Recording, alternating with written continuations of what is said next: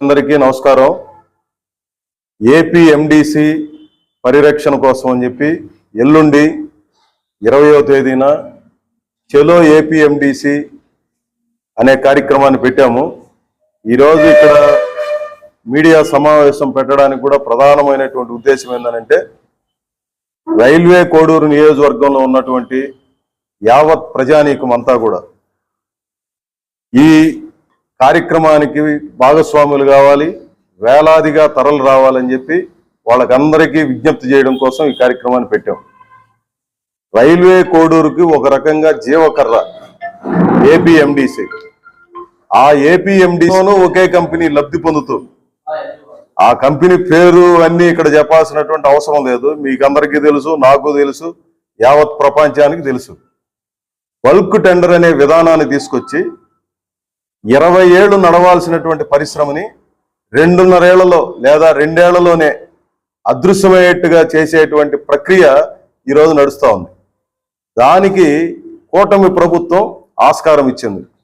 ఇక్కడున్న ఎమ్మెల్యే గారికి అది కనపడడం లేదు, ఎంపీ గారికి ఇది కనపడడం లేదు, అధికార పక్షానికి కనపడడం లేదు, ప్రధాన ప్రతిపక్షానికి కనపడడం లేదు. ఒక రకంగా తీవ్రమైనటువంటి ఆందోళనలో ప్రభుత్వం దృష్టికి తీసుకొని పోవాలని చెప్పి మేము ఈ ప్రయత్నం చేస్తున్నాం. ఈ ప్రయత్నాన్ని మేమేదో హింసాయుతంగానో లేదంటే దౌర్జన్యపూరితంగానో చేయడంలే.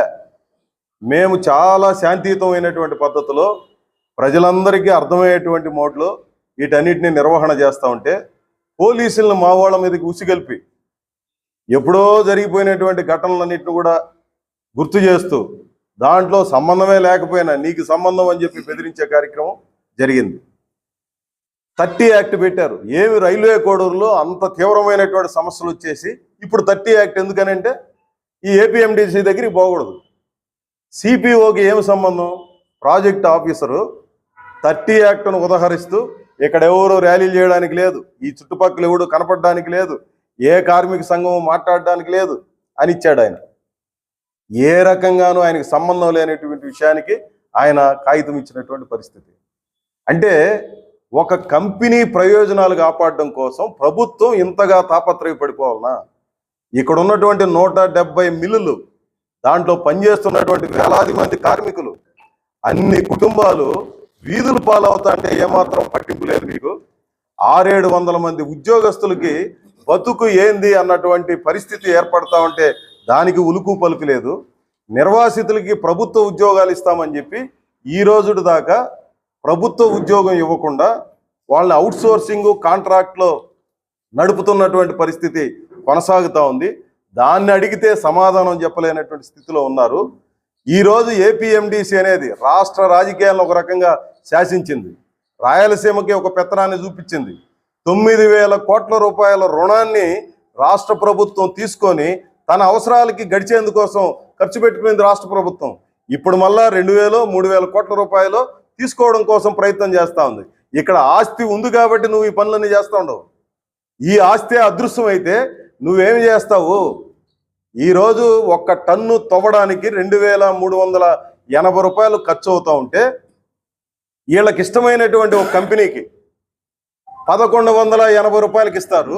స్థానికంగా ఉపాధి కల్పిస్తున్నటువంటి మిల్లు యజమానులకు మాత్రం 1,600 రూపాయలు. ఏమంత ప్రేమ నీకు? విదేశాలకు ఎగుమతి చేసే కంపెనీకేమో ప్రేమ, లోకల్గా ఉపాధి చూపిస్తున్నటువంటి కంపెనీలకేమో 500 రూపాయలు ఎక్స్ట్రాకి ఇస్తావా? ఇదెక్కడి? అందరికీ ఒకటే న్యాయంగా ఉండాలి కదా, ఒకే ధర ఉండాలి కదా, ఒకే పద్ధతి ఉండాలి కదా. వీటిని మేము ప్రశ్నిస్తున్నాం. మా ప్రశ్నల్లో న్యాయం ఉంది, మా ప్రశ్నల్లో పద్ధతి ఉంది. మేము అందుకనే సూటిగా అడుగుతున్నాం. ఏపీఎండిసి అనేది ఒక ప్రభుత్వ సంస్థ. మొన్న పుట్టపర్తిలో చంద్రబాబు నాయుడు గారు మీటింగ్ పెట్టి ఏం మాట్లాడారు? రాయలసీమ భవిష్యత్తునే మార్చేపోతున్నామని చెప్పేసి 239 పరిశ్రమలు వస్తూ ఉన్నాయి. పుట్టపర్తిలో పెట్టబోయే ఈ పరిశ్రమలో 7,500 మందికి ఉద్యోగాలు ఇస్తామని చెప్పి చంద్రబాబు నాయుడు గారు చెప్పారు. ఒక సినిమా కవి ఒక పాట రాసినాడు, ఏమనంటే మబ్బుల్లో నీళ్లు చూసి వంత వలక పోసుకోనా అని చెప్పేసి. అని అంటే దాని అర్థం ఏంటంటే ఎప్పుడో వచ్చే వర్షాన్ని చూసి ఆయన ఒళ్ళో ఉన్నటువంటి నీళ్లు కింద పోయేశారు అనేది దాని అర్థం. నువ్వు ఎప్పుడో పెట్టి పుట్టపర్తిలో పెట్టబోయే పరిశ్రమలో 7,500 మందికి ఉద్యోగాలు ఇస్తామని చెప్పి 25,000 మందికి ఉపాధి కల్పిస్తున్నటువంటి ఏపీఎండిసిని మూసేస్తారా? దీన్ని ఎవరు ప్రశ్నించాలి? ప్రధానమైనటువంటి రాజకీయ పార్టీలు, ప్రజాప్రతినిధులు అందరూ వీళ్ళు వాళ్ళని తేడాల రాజకీయాలకు అతీతమైనటువంటి సమస్య. తిరుమల తిరుపతి దేవస్థానం తిరుపతికి ఎంత ప్రాముఖ్యత కలిగిందో రైల్వే కోడూరుకి ఏపీఎండిసి అంత ప్రాముఖ్యత కలిగింది. మంగంపేట బైరైటీస్ని కాపాడుకోవడం అంటే రైల్వే కోడూరును కాపాడుకున్నట్టు, రైల్వే కోడూరు ఇక్కడ ఉన్నటువంటి ఎకానమీని కాపాడుకున్నట్టు. ఒక నియోజకవర్గానికే తీవ్రమైనటువంటి సమస్యగా ఆటంకంగా ఏపీఎండిసి అదృశ్యమైతే అయిపోయే పరిస్థితి నుంచి ఈరోజు ప్రభుత్వం ఆలోచించకుండా ఎవరైతే ఇప్పుడు ప్రధానమైన నేను కంపెనీ చెప్తున్నానో కొల్లు రవీంద్ర గారు ఈ ప్రభుత్వం అధికారంలోకి వచ్చిన తర్వాత మొదటి అసెంబ్లీ సమావేశాల్లోనే ఇక్కడ అవినీతికి పాల్పడింది ఈ కంపెనీని మేము బ్లాక్ లిస్ట్లో పెడతామని చెప్పినటువంటి వాళ్లే ఈరోజు వీళ్ళకి ఎందుకు ఇంత అభిమానంగా అయిపోయినారో మాకు అర్థం కావడం లేదు. మేమేదో ఒక కంపెనీ, నేను ఎందుకు పేరు కూడా ప్రస్తావన చేయలేదు, ఏ కంపెనీ అయినా కావచ్చు. గత ప్రభుత్వానికి ఆ కంపెనీనే ఇష్టం, ఈ ప్రభుత్వానికి ఈ కంపెనీనే ఇష్టం. ఇంకా రాబోయే వాళ్ళకు కూడా ఏ కంపెనీల సమస్య కాదు, పేర్లు సమస్య కాదు, విధానానికి సంబంధించిన సమస్య. రాజశేఖర రెడ్డి గారి హయాంలో ఒక విధానం నిర్ణయించబడింది. దానికి పూర్వం ఇంకొక విధానం ఉండేది. 70-30% ఉండేది. 30% విదేశాలకి, 70% దేశీయంగా దాన్ని వినియోగించాలి ఈ బైరైటీస్ అని చెప్పేది విధానం ఉండేది. ఆ విధానాన్ని పూర్తిగా రద్దు చేసి ఆ తర్వాత 60-40గా నిర్ణయించారు రాజశేఖర రెడ్డి గారు వచ్చిన తర్వాత ఒక జీవోగా. ఈరోజు ఏమైంది?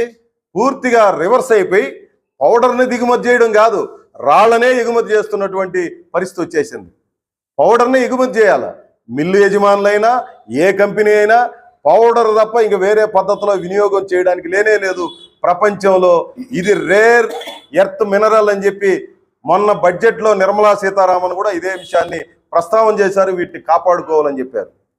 దీనికి సంబంధించినటువంటి విధానంగా ఒక లెటర్ రాశారు ముఖ్యమంత్రి గారు చంద్రబాబు నాయుడు గారు కేంద్రానికి. ఏమని రాశారు? రేర్ ఎర్త్ ఇక్కడ ఉంది, ఇది ఈ రకమైనటువంటి ఖనిజం, అరుదైనటువంటి ఈ ఖనిజాన్ని కాపాడుకోవాలి, దీన్ని ఈ విధానం బాగలేదని చెప్పి రాసినటువంటి ఆయన ఈ మొత్తం తరలించే కార్యక్రమానికి పూనుకోవడం సమంజసం కాదు. అందుకనే మేము చేస్తున్నటువంటి ఈ పోరాటం ఇదేదో మాకు సంబంధించింది కాదు, ఒక పార్టీకి సంబంధించింది కాదు, ఒక సంస్థకు సంబంధించింది కాదు, వ్యక్తులకు సంబంధించింది అంతకంటే కాదు. ఇక్కడ ఉన్నటువంటి మీడియా ప్రతినిధులు కావచ్చు, రాజకీయ పార్టీలు కావచ్చు, లేదా సంస్థలు కావచ్చు, వ్యక్తులు కావచ్చు, అందరికీ మేము రిక్వెస్ట్ చేసేది ఏమంటే, మేము మాట్లాడుతున్నది రైల్వే కోడూరు నియోజకవర్గ భవిష్యత్తుకు సంబంధించిన విషయాన్ని దృష్టిలో పెట్టుకొని ఎల్లుండి జరిగే ఏపీఎండిసి చలో ఏపీఎండిసి అనే కార్యక్రమానికి ఏ ఆటంకాలు ప్రభుత్వం కల్పించకపోతే మీకు ఏ రకమైనటువంటి దురుద్దేశం లేనట్టు. ఆటంకాలు కల్పిస్తే మీకు వేరే ఉద్దేశం ఉంది. క్రోనీ క్యాపిటలిజం ఉన్నటువంటి విధానం ఏదైతే ఉందో నీకు నచ్చినటువంటి వాడిని పెద్దోడిని చేసుకోవడానికి, ప్రజల సంపదని కొల్లగొట్టి ఒకడిని పెద్దోని చేయడం కోసం చేసే ప్రయత్నంగా మేమంతా భావించాల్సి వస్తుంది.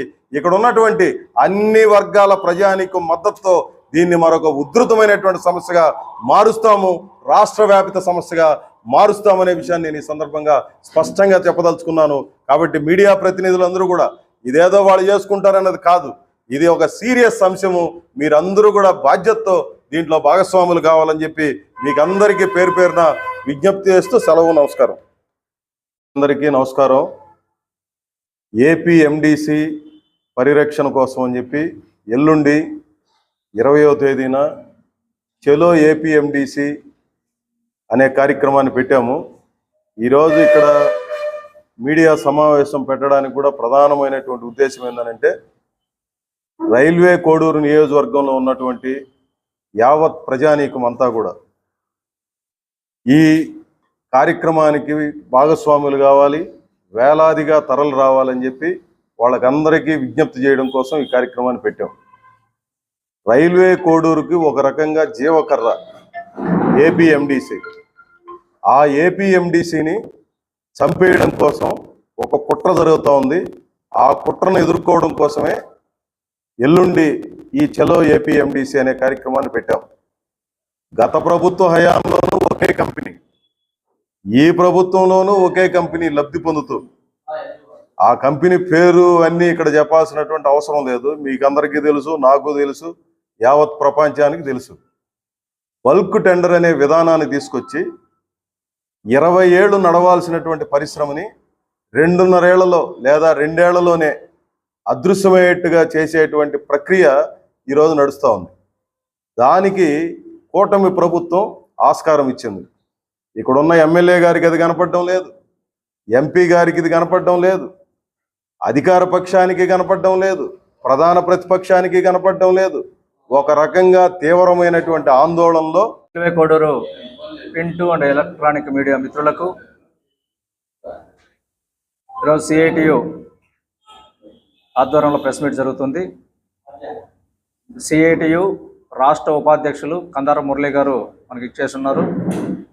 అదేవిధంగా ఏపీ వెంకటేశ్వర గారు సిఐటియు రాష్ట్ర కమిటీ సభ్యులు, అదే జాన్ ప్రసాద్ సిఐటియు కోడూరు మండల కన్వీనర్గా వచ్చున్నారు.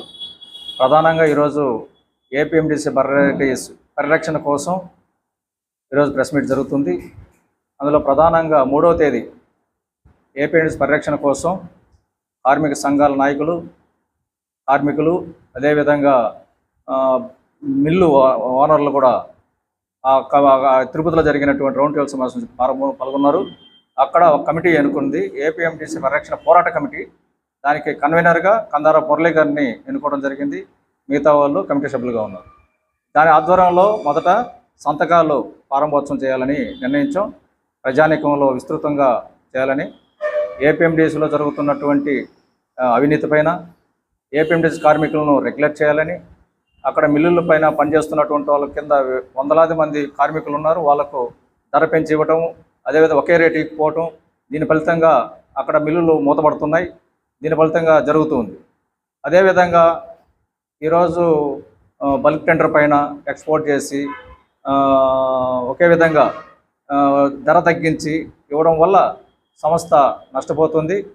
భవిష్యత్తులో 2 సంవత్సరాల కంటే ఎక్కువ ఉండదని చెప్పని ప్రజలు, కార్మికులు 30,000 మంది ప్రత్యక్ష పరోక్షంగా ఆధారపడి ఉన్నారు. కాబట్టి ఈ పరిశ్రమను కాపాడుకోవాల్సిన బాధ్యత ఉందని, దీనికి సంబంధించి చలో సిపిఓ కార్యక్రమం కూడా పెట్టున్నాం 20వ తేదీ. దీనికి సంబంధించి మన ఏపీఎండిసి పోరాట కన్వీనర్ కందార మురళి గారు మాట్లాడవలసిందిగా కోరుతున్నాను.